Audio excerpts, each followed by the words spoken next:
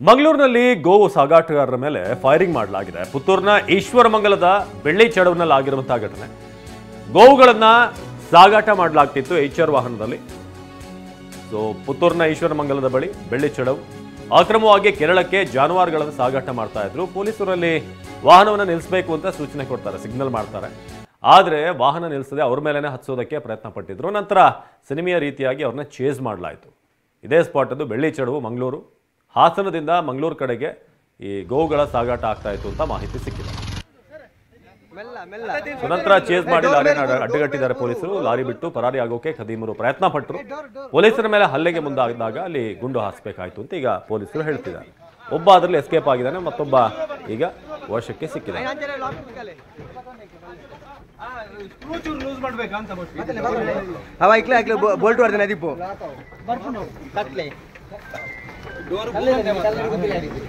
ಇದು ಮಂಗಳೂರಿನ ಬೆಳ್ಳಿ ಚಡವು. ಅಲ್ಲಿ ಪೊಲೀಸರ ಮೇಲೆ ಹಲ್ಲೆಗೆ ಮುಂದಾಗಿದ್ದಂತ ಖದೀಮರು ನಂತರ ಚೇಸ್ ಮಾಡಿ ಅವ್ರನ್ನ ಅಲ್ಲಿ ನಿಲ್ಸೋಕ್ ಹೋದಾಗ ಕೇರಳ ಮೂಲದ ಅಬ್ದುಲ್ಲಾ ಆತನನ್ನ ಈಗ ಬಂಧಿಸಲಾಗಿದೆ. ಲಾರಿಯಲ್ಲಿ ಮತ್ತೋರ್ವ ಇದ್ದ ಅಂತ ಗೊತ್ತಾಗಿದೆ. ಆತ ಅಲ್ಲಿಂದ ಪರಾರಿ ಆಗಿದ್ದಾರೆ. ನಮ್ಮ ಪ್ರತಿನಿಧಿ ಅಶೋಕ್ ನೇರ ಸಂಪರ್ಕದಲ್ಲಿ ಜಾಯ್ನ್ ಆಗಿದ್ದಾರೆ. ಅಶೋಕ್, ಎಲ್ಲಿಂದ ಎಲ್ಲಿಗೆ ಸಾಗಾಟ ಮಾಡಲಾಗ್ತಾ ಇತ್ತು, ಜೊತೆಗೆ ಹೇಗಿತ್ತು ಆ ಚೇಸ್ ಮಾಡಿದಂತ ಸಂದರ್ಭ, ಎಷ್ಟು ಜನ ಇದ್ರು ಆ ಲಾರಿಯಲ್ಲಿ, ಜೊತೆಗೆ ಪೊಲೀಸರ ಕಾರ್ಯಾಚರಣೆ ಏನ್ ಹೇಳ್ತಾರೆ ಪೊಲೀಸರು ಅಂತ ಈ ವಿಚಾರವಾಗಿ?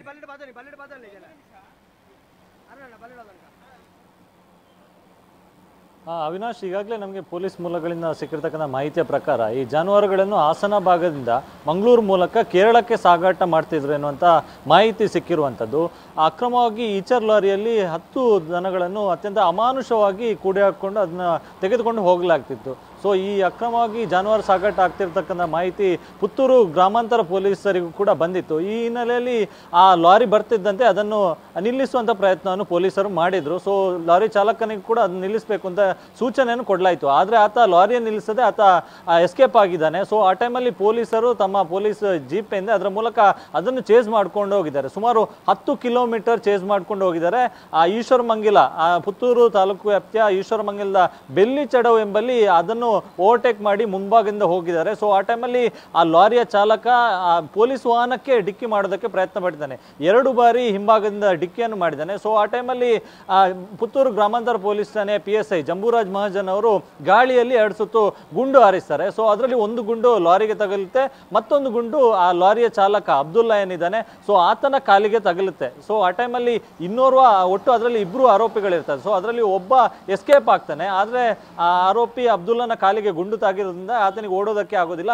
ತಕ್ಷಣ ಪೊಲೀಸರು ಆತನನ್ನು ಹಿಡ್ಕೊಳ್ತಾರೆ. ಸೊ ಅದಾದ ಬಳಿಕ ಆತನನ್ನು ಚಿಕಿತ್ಸೆಗಾಗಿ ಮಂಗಳೂರಿನ ವೆನ್ಲಾಕ್ ಆಸ್ಪತ್ರೆಗೆ ಈಗಾಗಲೇ ದಾಖಲು ಮಾಡಲಾಗಿದೆ. ಸ್ಥಳಕ್ಕೆ ದಕ್ಷಿಣ ಕನ್ನಡ SP ಸೇರಿದಂತೆ ಹಿರಿಯ ಅಧಿಕಾರಿಗಳು ಕೂಡ ಭೇಟಿ ನೀಡಿದ್ದಾರೆ. ಸೋಕೋ ಟೀಮ್ ಕೂಡ ಈಗಾಗಲೇ ಭೇಟಿ ನೀಡಿದೆ.